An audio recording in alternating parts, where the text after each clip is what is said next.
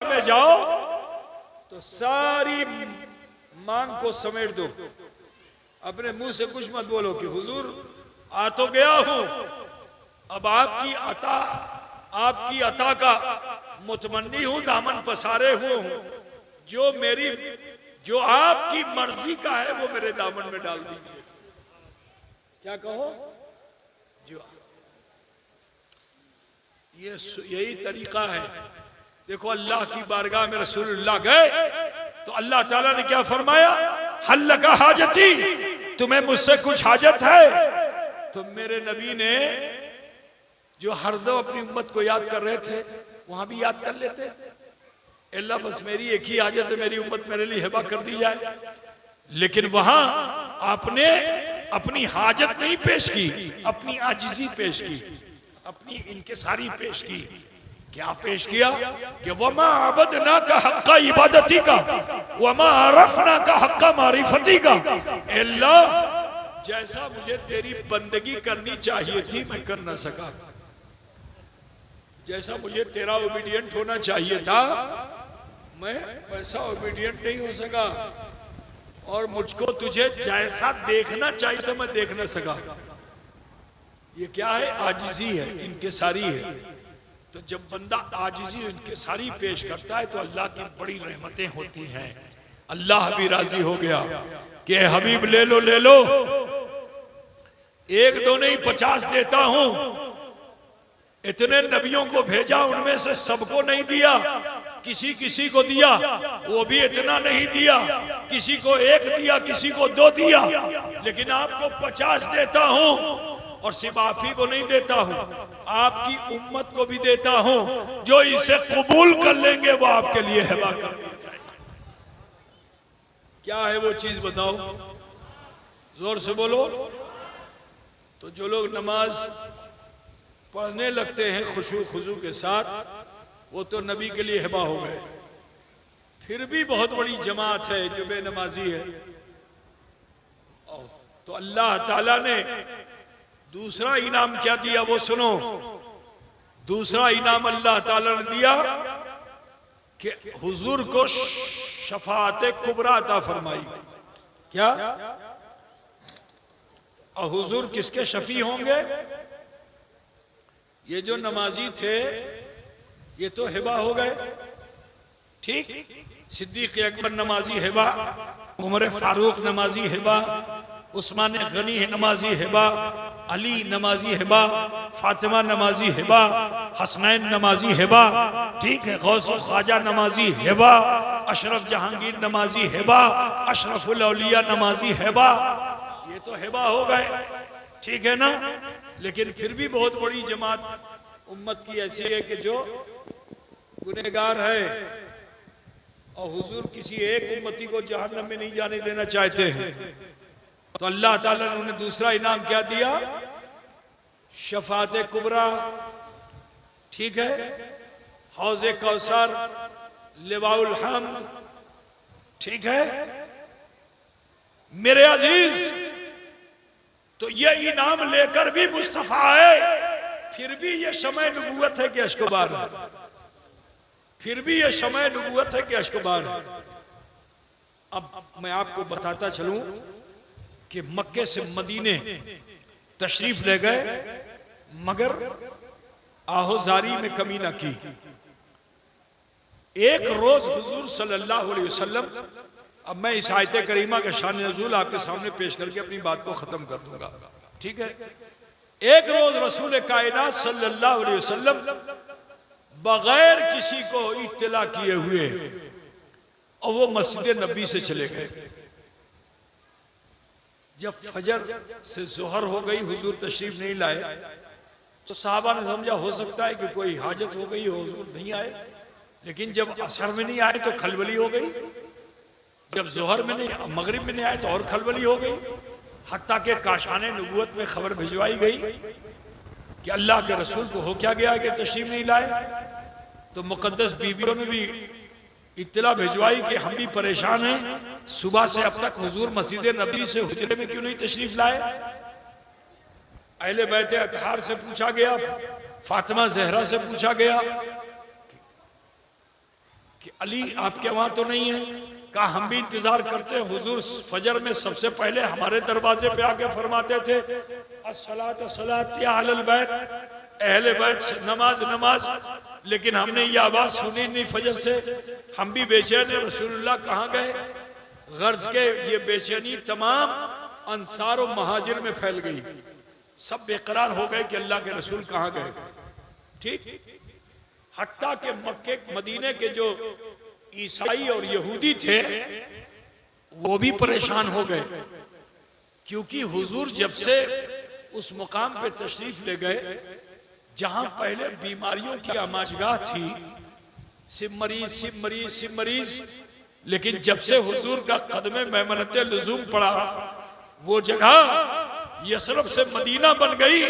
और जब वो जगह यसरब से मदीना बन गई तो सुनो, अब बीमारियों का वहां ठिकाना नहीं था, मरीजों के लिए शिफा खाना बन गया मदीना, मरीजों के लिए शिफा खाना बन गया मदीना। और सिर्फ मदीना ही नहीं, मदीने की मिट्टी में भी अल्लाह ताला ने शिफा रख दी। ठीक, खाके शिफा, बात समझे ना। और यहूदी और ईसाई भी परेशान हो गए, क्योंकि हुजूर से जब परेशान होते वो तो मांगने के लिए हुजूरी के पास आते थे। जब मदीने में बरसात नहीं हुई तो यहूदी आए और आकर ईसाई आए, आकर के अर्ज किया रसूल अल्लाह बरसात नहीं होगी, बारिश कराइए। क्योंकि उन्होंने हुजूर की तारीख पढ़ रखी थी कि हुजूर ने ऐलान नबूवत भी नहीं किया था। जनाबे अब्दुल मुत्तलिब जब बरसात नहीं होती थी तो मक्के वालों के कहने पर उन्हें उठा के लाते थे घर से और काबे की दीवार से लगा देते थे, और फिर अल्लाह की बारगाह में उन्हीं का वसीला लेकर दुआ करते थे तो घनघोर बरसात होती थी। तो ये यहूदी भी आए, कहा बरसात नहीं हो रही हुजूर बारिश चाहिए। यहूदी तो समझता है कि हुजूर अता फरमाने वाले हैं, लेकिन आज का सऊदी नहीं समझता है। वो ये कहता है जिसका नाम मोहम्मद याली है वो किसी का मददगार नहीं है। मेरे अजीज जरा ख्याल कीजिए कि हुजूर सल्लल्लाहु अलैहि वसल्लम ने जमाने को दिखा दिया कि मैं कैसा मुख्तार हूँ। मस्जिद नबी मैंने बनाई, अब काबे के बाद मोहतरम हरम अगर कोई है तो वो मस्जिद नबी है, उसका इलाका है। ठीक है, हुजूर ने वहां दुआ नहीं की, मिंबर पे दुआ नहीं की, मुसल्ले पे दुआ नहीं की, शहर में दुआ नहीं की। शहर से बाहर निकले, जहां मदीने की सरहद थी उससे बाहर निकले और वहां खड़े होकर के आपने उंगली का इशारा किया। बादल भी बहुत दूर से तक रहा था कि काश मुस्तफा की नजर मुझ पे हो जाए। अब जो उंगली का इशारा मिला ना तो वो तो दीवाना वार मस्ताना वार। जरा ख्याल करो मुसलमानों कि वो बादल जिसमें सोचने समझने की सलाहियत नहीं, वो भी रसूलुल्लाह के इरादे को जानता है, नबी के इरादे को समझता है कि नबी चाहते क्या हैं। नबी ने इशारा किया, बादल आया। अब जो आया तो जानते उसने क्या किया। हाजी लोग जाते हैं तो काबे का तवाफ करते हैं, लेकिन वो बादल जब आया तो काबे का तवाफ करने लगा, काबे का तवाफ करने लगा। और 7 चक्कर लगाते हैं काबे का।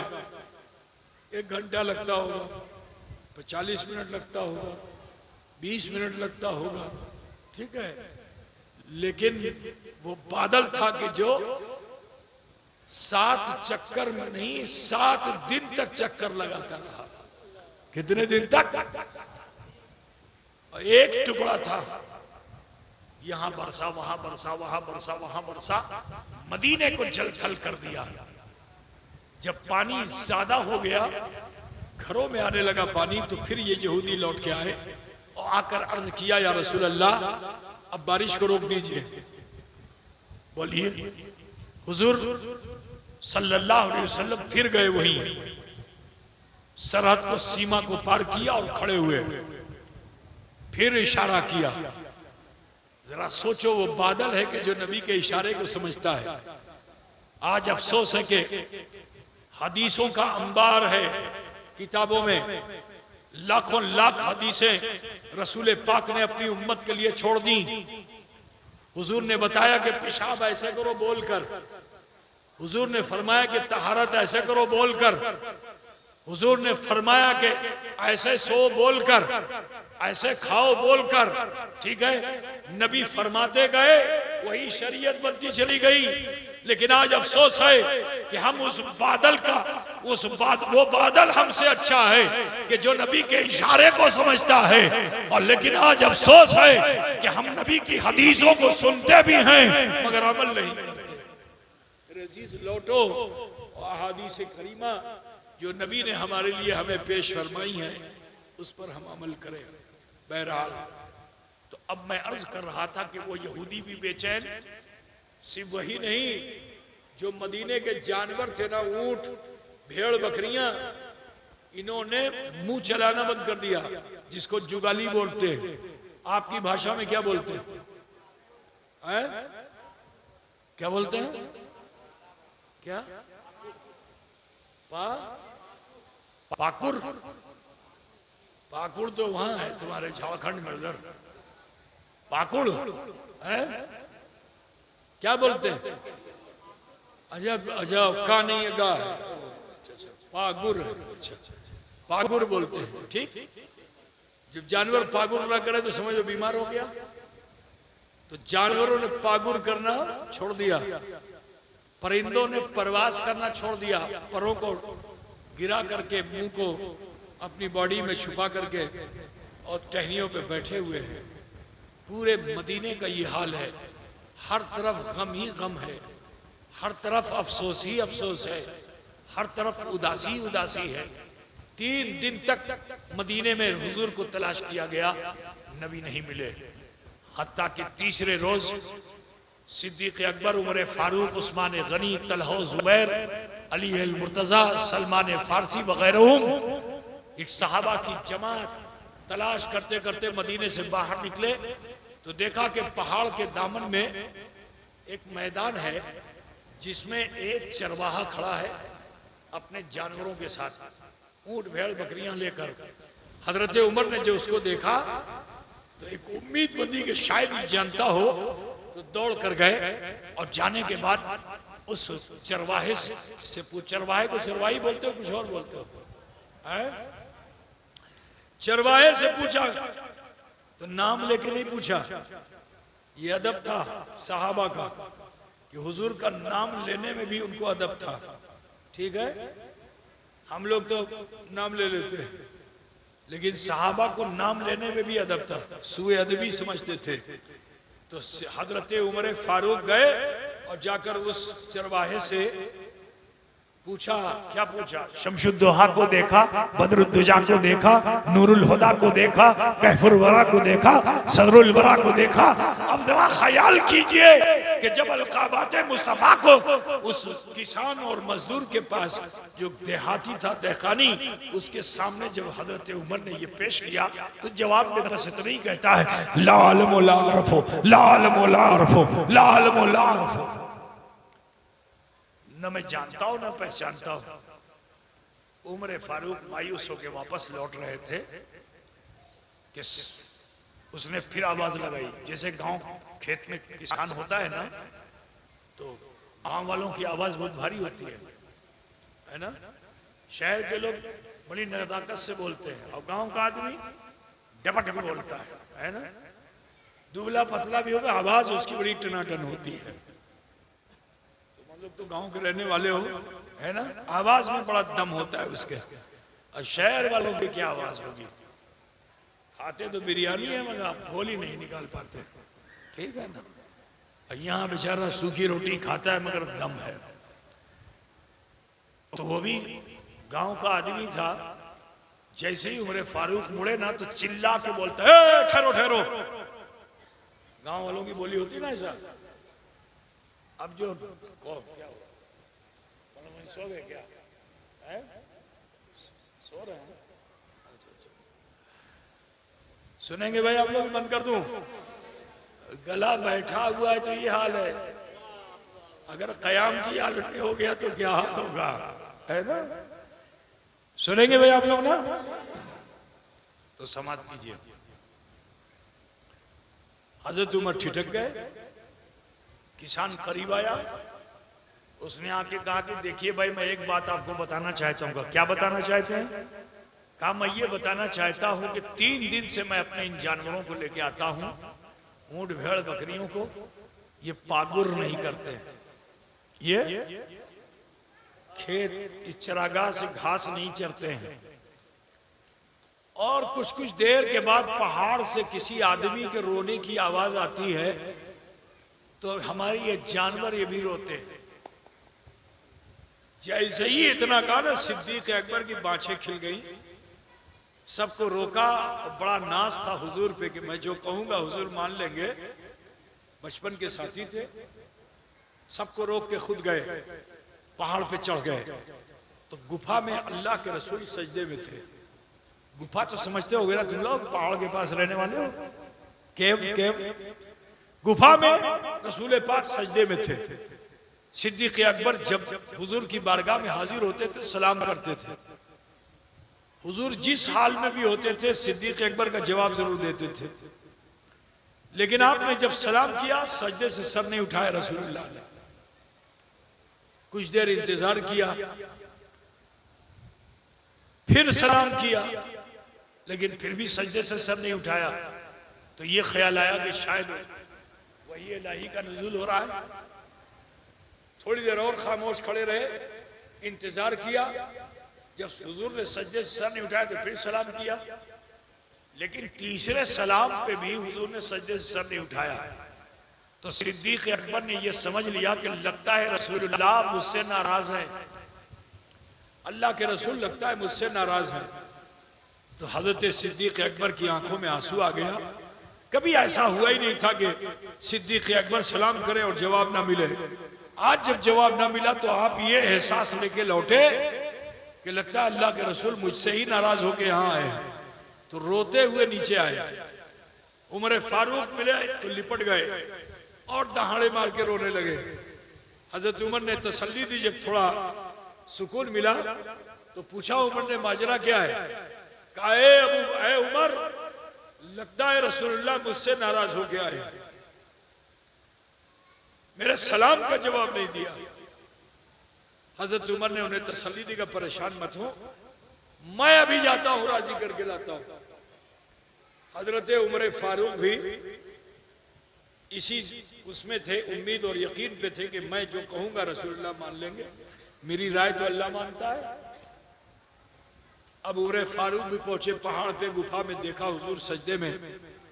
आपने भी सलाम किया, मगर आपके सलाम का भी जवाब ना मिला। पहला सलाम, दूसरा सलाम, तीसरा सलाम, जवाब ना मिला। तो वो उमर कि जो अपने करीबी अजीज के मरने पे न रोया, लेकिन आज जब हुजूर की तरफ से जवाब ना मिला तो उमर की आंखों में भी आंसू आ गए। वो भी रोते रोते वापस आए और आकर के ये कहा कि लगता है रसूलुल्लाह मुझसे नाराज है। अब हुजूर को कोई राजी नहीं कर सकता, लेकिन मेरी एक राय यह है कि अगर अली चले जाएंगे तो रसूल जरूर राजी हो जाए, क्योंकि अली दामादे पैगंबर भी हैं, बिरादर पैगंबर भी हैं, अल्लाह के रसूल इनकी बात जरूर मानेंगे। तो हजरत अली को तो बाबुल इल्म रसूल पाक ने फरमाया, रसूल कायनात सल्लल्लाहु अलैहि वसल्लम ने आपको बाबुल इल्म फरमाया।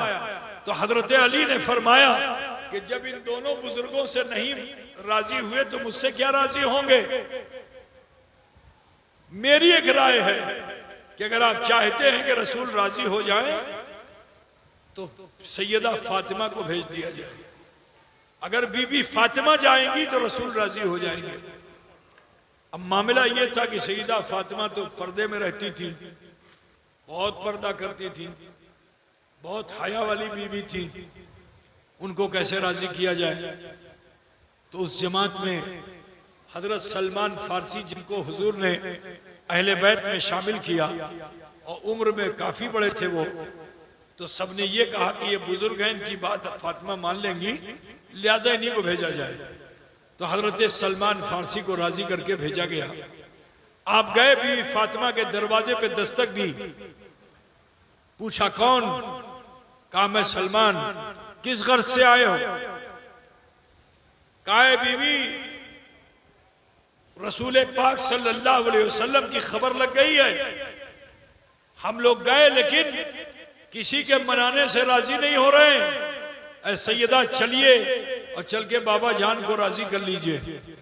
तो हजरत बीवी फातिमा फरमाती, मेरी बहन बेटियां गौर से सुने, सैयदा फातिमा फरमाती हैं कि 3 दिन से अपने बाबा को देखा नहीं था, बेताब थी। रोजाना एक मर्तबा नहीं 70 मर्तबा में दरवाजे पे आती थी कि कोई आके मुझे खबर सुना दे, मेरे बाबा की खबर सुना दे। अब जब सलमान फारसी ने यह खबर दी तो बीवी फातिमा फरमाती हैं कि मुझे ऐसा जज्बा हुआ, मेरे दिल ने चाहा कि बस दरवाजा खोलूं और इसी हाल में मैं रसूलुल्लाह की बारगाह में हाजिर हो जाऊं। लेकिन मान शरीयत ने रोका, क्योंकि पर्दे का हुक्म आ चुका था। शरीयत ने रोका तो फरमाती है कि मैं वापस हुजरे में गई और जाकर के मैंने एक मोटी सी चादर से अपने बदन को ढक लिया। अजीजों, सैयदा फातिमा पर्दे में होकर के सलमान फारसी के साथ पहाड़ पे गई। जब वहां पहुंची तो देखा कि बाबा जान सजदे में है। आपने भी सलाम किया। जैसे ही कहा सलाम अलैका या बाबा जान, अभी इतना कहा ही था कि रसूल पाक ने सजदे से सर उठा दिया। बीवी फातिमा को इंतजार में नहीं रहने दिया। सईदा फातिमा ने अर्ज किया, है बाबा जान, जब से आप आ गए हैं मदीने में उदासी उदासी है। बच्चों ने दूध पीना छोड़ दिया है, जानवरों ने पागुर करना छोड़ दिया है, परिंदों ने परवास करना छोड़ दिया है, किसी के घर में खाना नहीं पका है। अल्लाह के रसूल वापस चलिए। तो मेरे नबी अपनी आंखों में अश्क लेकर अपनी बेटी फातिमा से फरमाते हैं कि बेटी कैसे चला जाऊं, मैं तो ये सोच के आया हूं कि जब तक मेरा रब मेरी उम्मत के हक में राजी नहीं हो जाएगा मैं यहां से लौटूंगा नहीं। जरा ख्याल करो मुसलमानों। और फिर रसूल पाक सजदे में चले जाते हैं। बीवी फातिमा ने देखा कि हुजूर की लुंगी मुबारक थोड़ा सा उठी, आपकी पिंडली मुबारक से खून बह रहा था। सैयदा फातिमा ने तो रसूल पाक के बहते हुए खून को जो देखा तो बेताब हो गई, बेताब हो गई। अपने हाथों को रब की बारगाह में उठाया और रब्बुल इज्जत से अर्जी लगाई कि अल्लाह, अगर तुझे फिदिया चाहिए तो मेरे 2 लाल हैं हसन और हुसैन, इसे कबूल फरमा ले और मेरे बाबा के हक में राजी हो जा।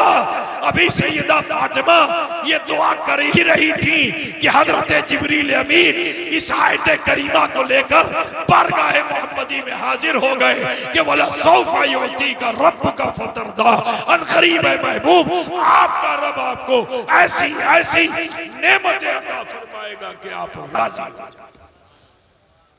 जानते हो वो नेमतें क्या हैं? वो नेमतें कल मैदान महशर हुजूर को अता की जाएंगी। मैंने बताया पहले, लिवाउल हम्द दिया जाएगा, ठीक, शफात कुबरा का मनसब दिया जाएगा, हौज़े कौसर दिया जाएगा हुजूर को। लेकिन हुजूर सबसे ज्यादा खुश किस बात पे होंगे वो सुनो। जब मिसाल के तौर पर सिद्दीक आएंगे और एक जमात लेकर खड़े होंगे, उन्हें जब बख्शवाएंगे तो मुस्तफ़ा के चेहरे पे शादाबी आएगी। उमर आएंगे, अदल करने वालों को बख्शवाएंगे। उस्मान आएंगे, सखियों को बख्शवाएंगे। अली आएंगे, शजियों को बख्शवाएंगे। हसनैन आएंगे, शहीदों को बख्शवाएंगे। गौस और ख्वाजा और सुबह क़यामत तक के औलिया आएंगे, अपने अकीदतमंदों मुरीदों को बख्शवाएंगे। हुजूर को खुशी होगी। लेकिन सुनो ऐ मुसलमानों, हुजूर उस वक्त बेहद खुश होंगे कि जब ये हाफिज़े कुरान जब आलिम नबील पहुंचेंगे और जैसे ही पहुंचेंगे अल्लाह ताला इनके माँ बाप को महशर में से चुनेगा, अफरा तफरी होगी ना, उसमें से चुनेगा और बुलंद मुकाम पे उन्हें खड़ा करके उनके सर पे इज्जत का ताज रखेगा।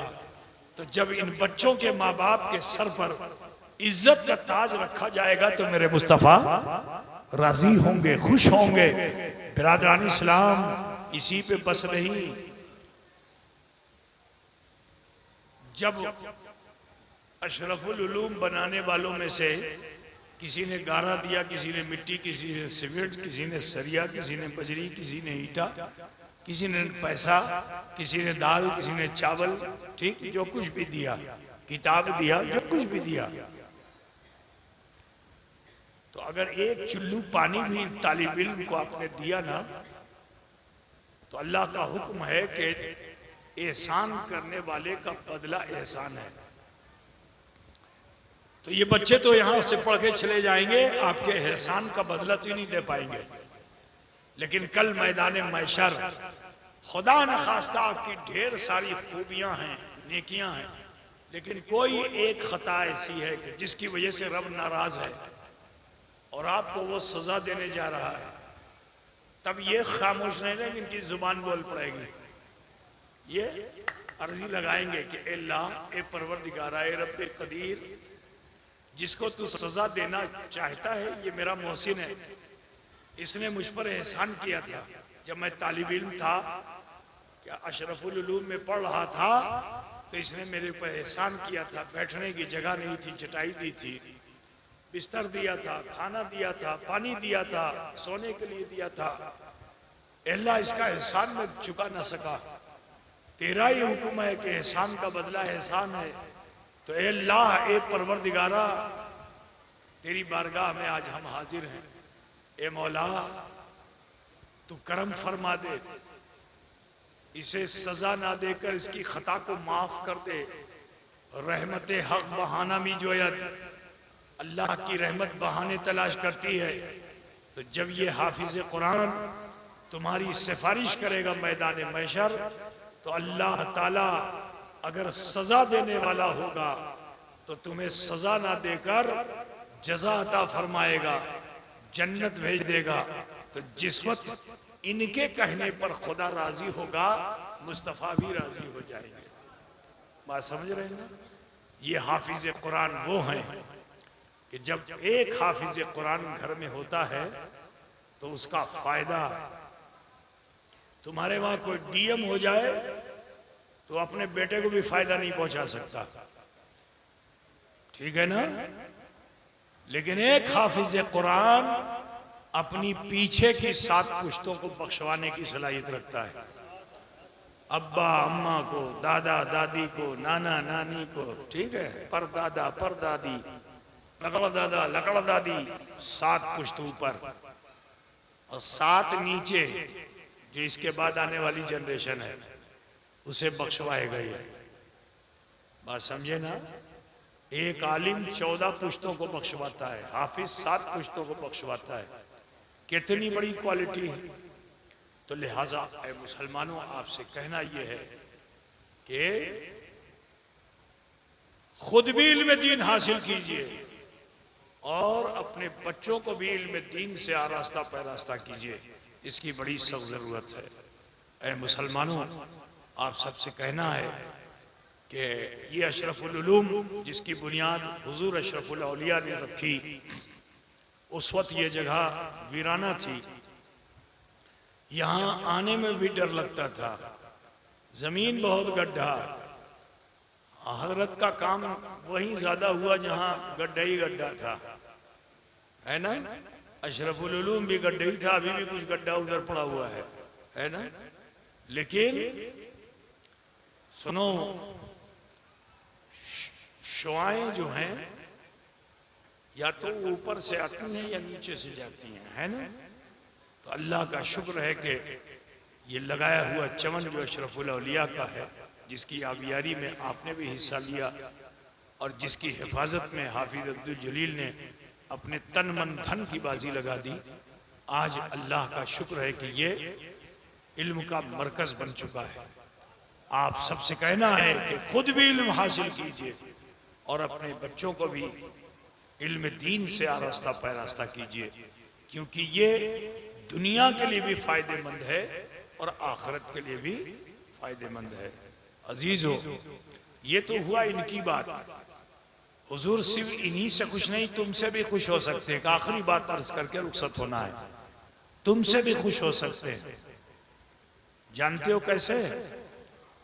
अगर तुम अपने गुनाहों खता का एहसास कर लो, अगर तुम शर्मिंदा हो जाओ अपने गुनाह, अपने खता, अपने जुर्म पर और अल्लाह से माफी मांग लो और तुम्हारी आंखों में आंसू आ जाए, तो दुनिया ही में अल्लाह ताला तुम्हारे गुनाह को माफ करके तुम्हें बख्श देता है। ठीक? लेकिन इन आंसुओं को भी अल्लाह ताला मिट्टी में मिलने नहीं देता, फरिश्तों को भेजकर नूर के प्याले में जमा करा देता है। कल जब मरने के बाद हमें तुम्हें उठना होगा तो पुल सिरात से हम गुजरेंगे। कुछ तो नेकियों के सबब बिजली की कड़क की तरह पार हो जाएंगे, कुछ नेकियों के सबब आंधी और तूफान की तरह पार हो जाएंगे, कुछ नेकियों के सबब घोड़े की रफ्तार से दौड़ते हुए पार हो जाएंगे, लेकिन कुछ इतने गुनहगार होंगे कि उस पुल सिरात से गुजरने में उनको बड़ी जहमत होगी। तो मेरे रसूल फरमाते हैं कि वो सूरीन के बल घिसटते हुए पार होंगे। तो उस वक्त रसूलुल्लाह सजदे में होंगे, अल्लाह से अर्जी लगा रहे होंगे, रब्बे सल्लिम रब्बे सल्लिम। तो अल्लाह ताला अपने हबीब से फरमाएगा कि अपने सर को उठाइए, जिसकी शफात आप फरमा देंगे उसे बख्श दिया जाएगा। मेरे रसूल सजदे से सर उठाएंगे तो अल्लाह के हुक्म को